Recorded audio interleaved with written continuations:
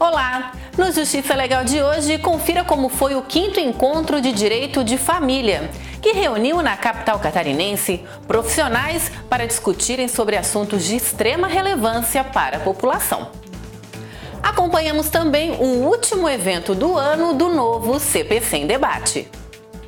No quadro Entrevista, o desembargador João Henrique Blasi fala sobre a judicialização da saúde no Brasil.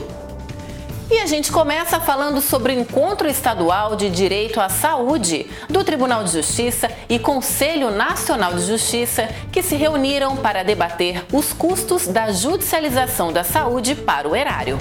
O Tribunal de Justiça de Santa Catarina e o Conselho Nacional de Justiça promoveram em Florianópolis, com o apoio da Academia Judicial, o Encontro Estadual do Direito à Saúde, o CNJ construindo relações interinstitucionais. Essa é uma demanda do CNJ, já desde o início do ano foi solicitado que todos os tribunais fizessem reunião com seus juízes para apresentar as diretrizes das resoluções do CNJ nessa área, especialmente de saúde pública. É uma área muito sensível, que dá ansiedade tanto para a população como para os administradores públicos pressionados pelo orçamento. A ideia do CNJ é trabalhar junto com os juízes a medicina baseada em evidência, para que os magistrados que não têm conhecimento na área médica possam decidir com mais segurança e assim prestar melhor o serviço público. O evento, que é uma solicitação do Comitê Estadual de Monitoramento e Resolução de Demandas Repetitivas de Assistência da Saúde, reuniu no auditório do Pleno do órgão máximo da Justiça no Estado cerca de 200 pessoas, entre elas magistrados catarinenses e membros de outras instituições voltadas ao direito e à saúde. Isso que é fundamental para toda a sociedade catarinense, para toda a sociedade brasileira, para a comunidade jurídica, porque esse evento serve para que se busque traçar algumas diretrizes nessa questão da judicialização da saúde, que é uma questão que, de certo modo, atormenta todo o judiciário, atormenta o poder executivo e atormenta a população brasileira em si, porque é o cidadão que precisa de saúde e muitas vezes não é atendido, que vem bater as portas do Poder Judiciário e procurar uma solução para o seu problema. Esse tema da judicialização da saúde é um tema extremamente importante hoje para a sociedade brasileira. Segundo o Conselho Nacional de Justiça, existem mais de 800 mil processos nessa área. Então é quase 1% dos processos que tramitam no judiciário brasileiro tratam sobre o direito à saúde. Então esse evento tem exatamente esse papel de qualificar, de trazer uma nova perspectiva aos juízes, de auxiliá-los no dia a dia em como lidar com esses processos judiciais e, em especial, enfrentar uma outra área, que é a área da saúde, a área da medicina, que historicamente ficava fora do espectro de estudo dos juízes do Brasil. Hoje a questão da judicialização, dos grandes problemas enfrentados pela saúde no nosso estado, comprometendo aí cerca de 200 milhões de reais por ano. Acho que esse evento ele nos aproxima a Secretaria do Poder Judiciário, também, né, dos representantes dos pacientes, do Ministério Público, de fazer uma discussão sobre de que forma podemos aumentar a garantia de acesso à população, que é o grande desejo de todos nós, mas ao mesmo tempo respeitar os protocolos clínicos e buscar a maior equidade possível na questão do recurso. Acho que é uma forma de avançarmos na solução desse problema e com isso avançar também na prestação de serviço ao cidadão.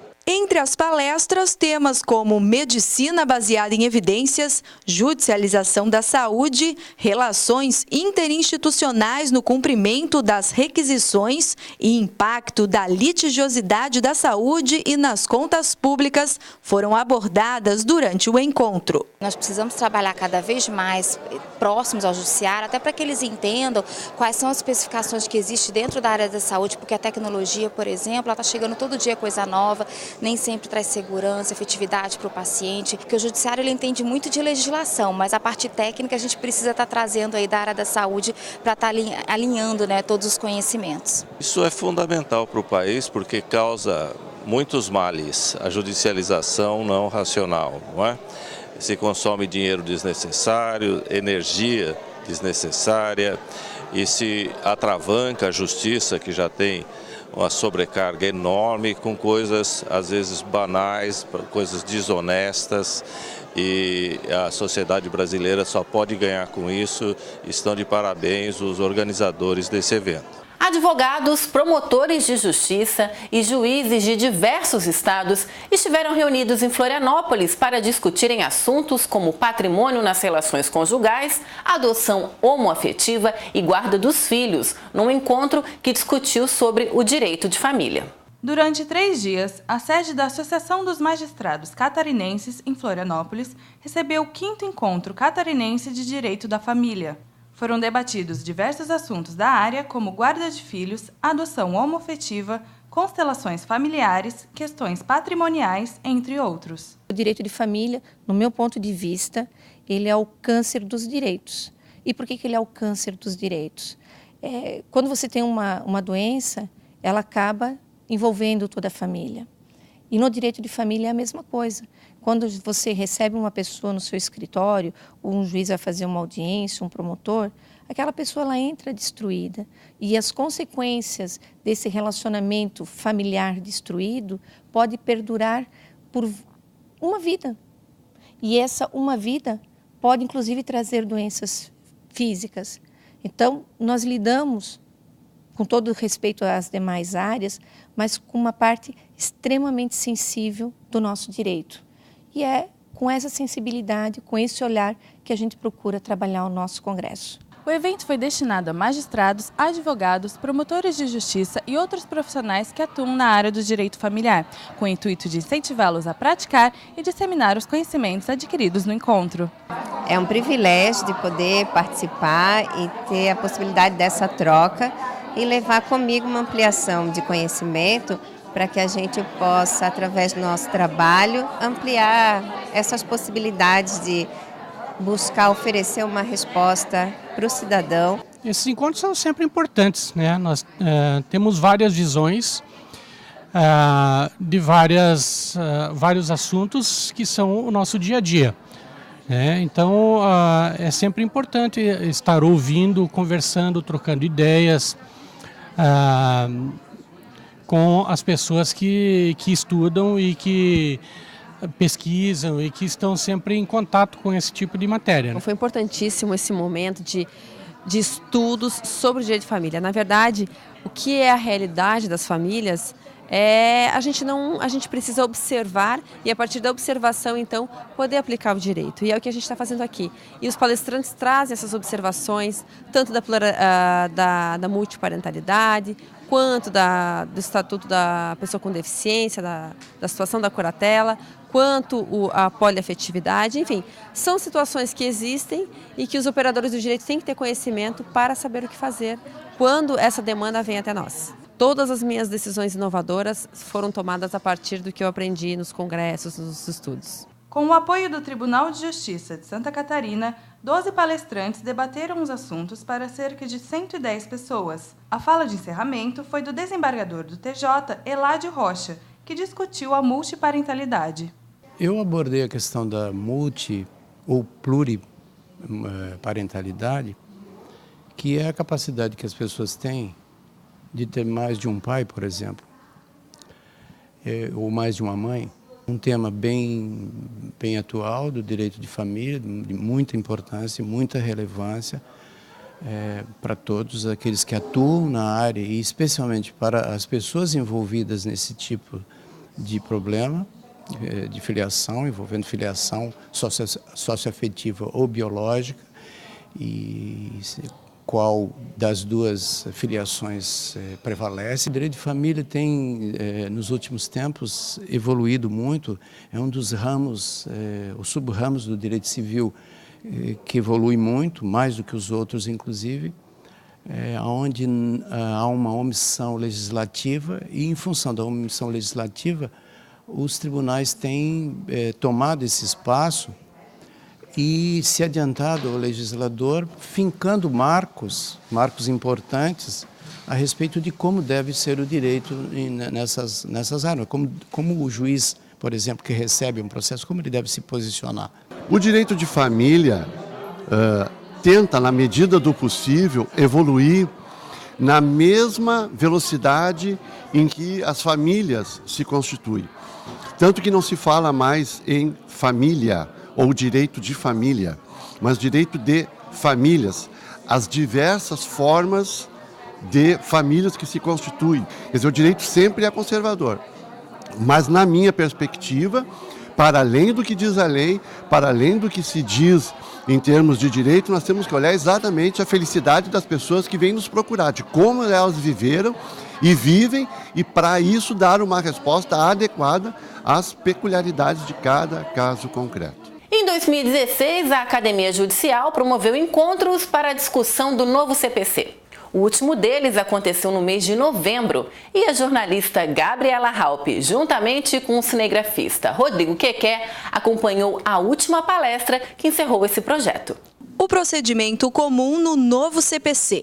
Esse foi o tema abordado pelo desembargador Alexandre Freitas Câmara, do Tribunal de Justiça do Rio de Janeiro, que veio à capital de Santa Catarina para encerrar o ciclo de palestras do programa Novo Código de Processo Civil em Debate no Judiciário Catarinense. Ele é o procedimento padrão, ele é o procedimento que serve como base para o desenvolvimento de todos os processos que tramitam na área civil, na justiça. Então, se a gente não dominar bem o modo como o Código Novo regulou esse procedimento, a gente vai acabar tendo dificuldades operacionais. Convidado pela Academia Judicial, o magistrado carioca realizou a 8ª conferência de 2016, que, assim como as demais que ocorreram ao longo do ano, levantou questões sobre o novo Código de Processo Civil, a fim de expor aos operadores do direito as principais mudanças introduzidas pela nova legislação. Com hoje nós coroamos com êxito necessário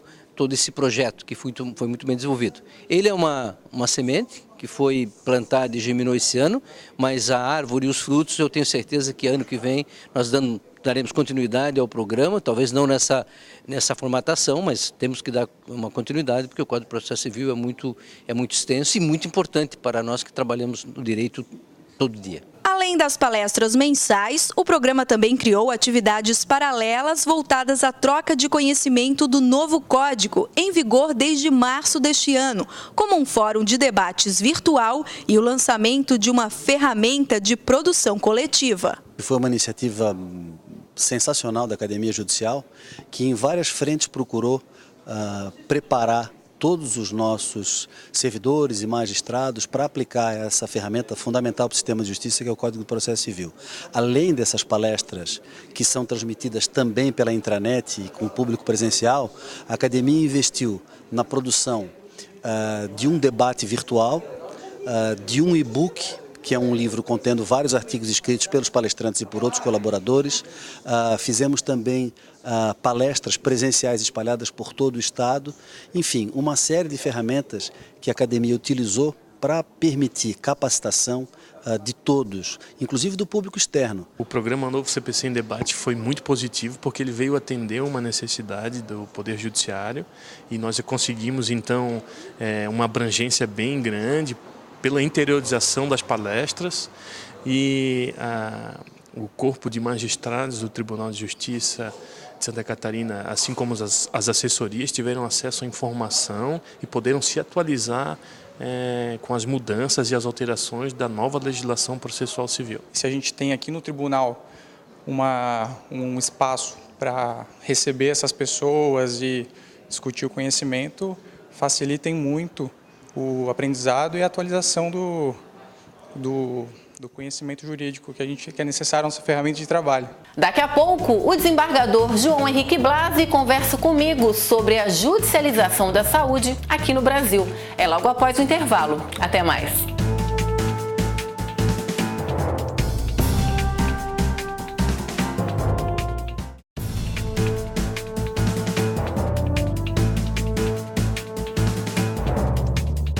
A saúde é um dos direitos previstos ao cidadão que estão na Constituição Federal de 1988.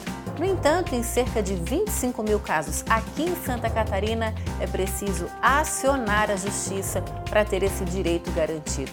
Nesses casos, o paciente pede que o poder público custeie os medicamentos.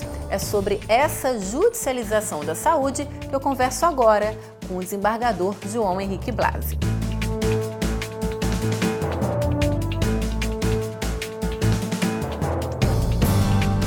Desembargador, no mês de novembro, o Tribunal de Justiça de Santa Catarina deu ganho de causa a um cidadão para que tivesse o seu tratamento de saúde custeado pelo Estado. A gente pode dizer que esse é o primeiro de muitos casos que vão aparecer relacionados a esse tema, ou é o caso que abriu as portas para que isso aconteça? O primeiro, com certeza, não, porque já faz muito tempo que o Tribunal de Justiça e que a justiça brasileira como um todo lida com o que se chama de judicialização da saúde.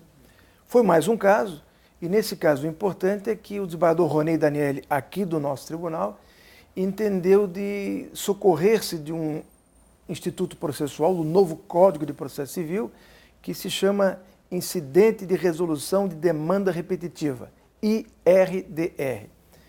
E aí ele afetou esta matéria à decisão do Grupo de Câmaras de Direito Público, visando o quê? A uma decisão uniforme. Porque há uma série de processos com decisões diferenciadas. Então buscou-se uma decisão uniforme, mas uma decisão uniforme que de um lado atendesse ao mandamento constitucional que diz que saúde é direito de todos e dever do Estado, e de outro lado, que esse asseguramento fosse feito a pessoas que realmente não têm condições financeiras para buscar um tratamento, um medicamento ou uma terapia de alto custo. E esse caso em especial tem a ver com o IRDR, que é o Incidente de Resolução de Demandas Repetitivas? Sem dúvida, e com isso a vantagem é que esta decisão tomada pelo Grupo de Câmaras de Direito Público, ele passa a ter o que se chama de força vinculante, ou seja, em casos de mesma natureza, essa decisão tem que ser aplicada por todos os juízes do Estado e por todos os desembargadores que compõem o nosso tribunal. E quais seriam os casos mais comuns que fazem com que o cidadão recorra ao judiciário no que se refere à saúde? Os casos mais comuns são de pedidos de medicamentos, né? E depois de algum tipo de cirurgia e suplemento alimentar, mas basicamente eu diria que a expressiva maioria dos processos se refere a medicamentos. E neste caso que foi julgado, nesse IRDR, nós estabelecemos uma situação de separação entre os medicamentos e também os procedimentos que são padrão, ou seja, fornecidos gratuitamente pelo SUS, e aqueles que não são.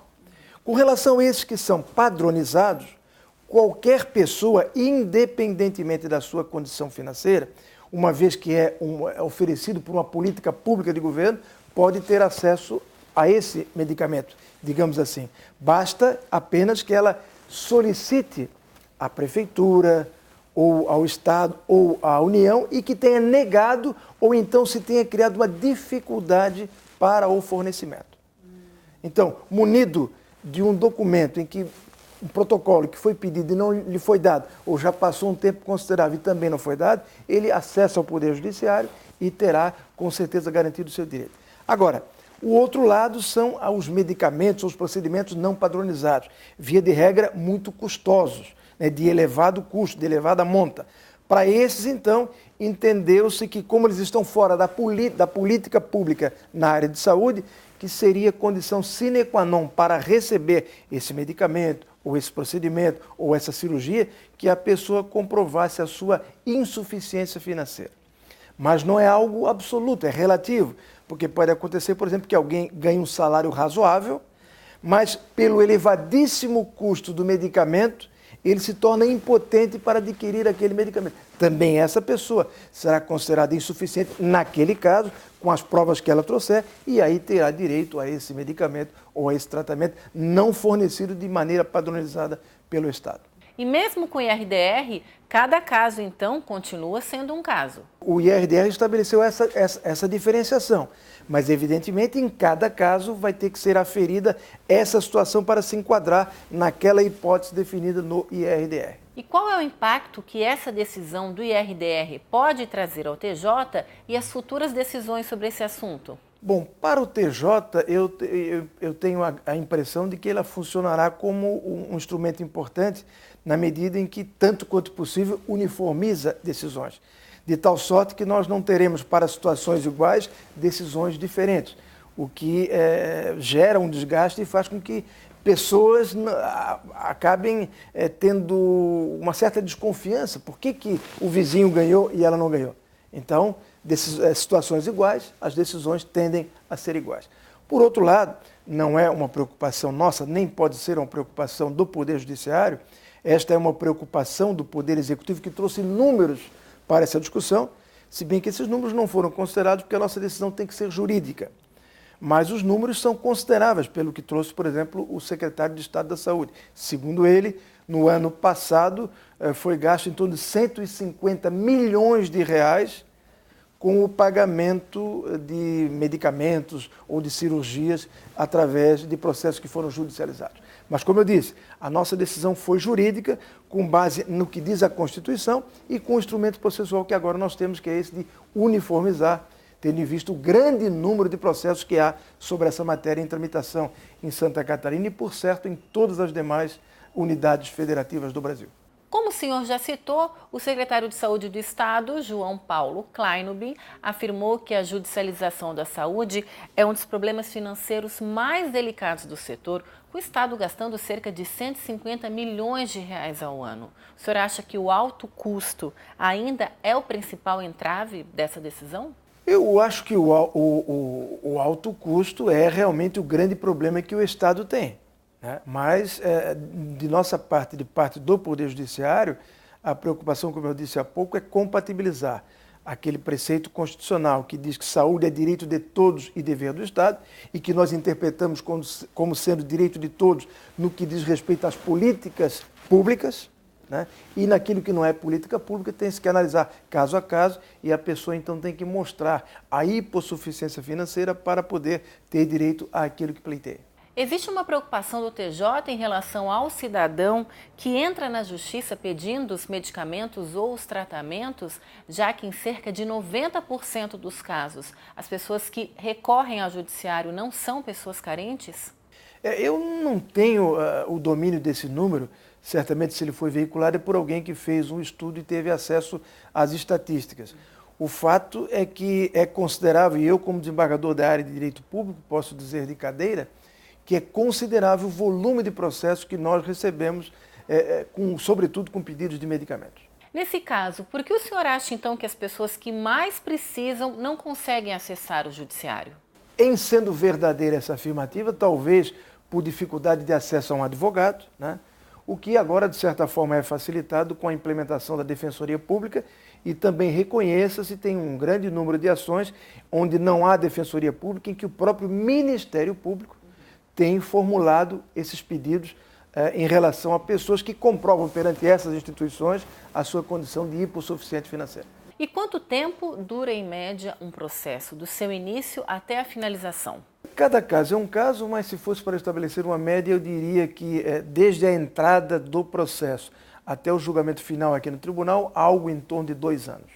2 anos. Mas, na grande maioria dos casos, há pedido de urgência e a antecipação de tutela, ou seja, o juiz recebe um processo, uma pessoa com um problema sério de saúde, precisando de uma medicação com um atestado médico, não pode parar, não pode deixar de ter aquela medicação. Então o juiz antecipa a tutela, não é?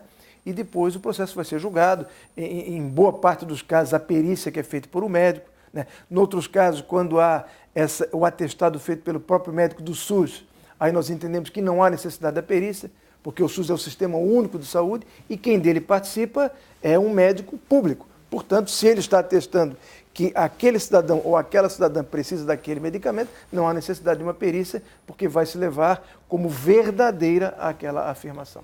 O desembargador Ronei Daniele defendeu na sua dissertação de mestrado esse assunto, a judicialização da saúde, e ele adverte para a hipótese da expectativa do caos. Como é que o senhor entende essa expectativa do caos? Como eu disse, o desembargador Ronei Daniele foi quem propôs este IRDR, que nos possibilitou uniformizar julgamento em relação a um bom número desses casos da judicialização na área da saúde, e ele é um estudioso da matéria, tanto que, como dito, a sua dissertação de mestrado foi essa área. Eu imagino que esse cenário do caos deve ser um enfoque de preocupação do Poder Executivo, que de fato reclama isso, de que ele tem seríssimas dificuldades de planejamento, tendo em vista que ele tem um orçamento com um valor definido, e nesse orçamento não estão computadas as demandas, as determinações e as ordens judiciais para o cumprimento. Então, eu imagino que o caos seja por aí. Se bem que o próprio tribunal já tomou algumas precauções, há cerca de 1 ou 2 anos, partiu aqui da nossa corregedoria uma determinação ou uma recomendação a todos os juízes de direito para que, por exemplo, no caso em que fosse dada a alguém o direito de entrar numa fila para fazer uma cirurgia, em que a fila de espera, que se tratasse efetivamente de um caso de urgência, que constasse daquela ordem judicial a urgência, porque a urgência é a única forma que se autoriza furar a fila. Não é?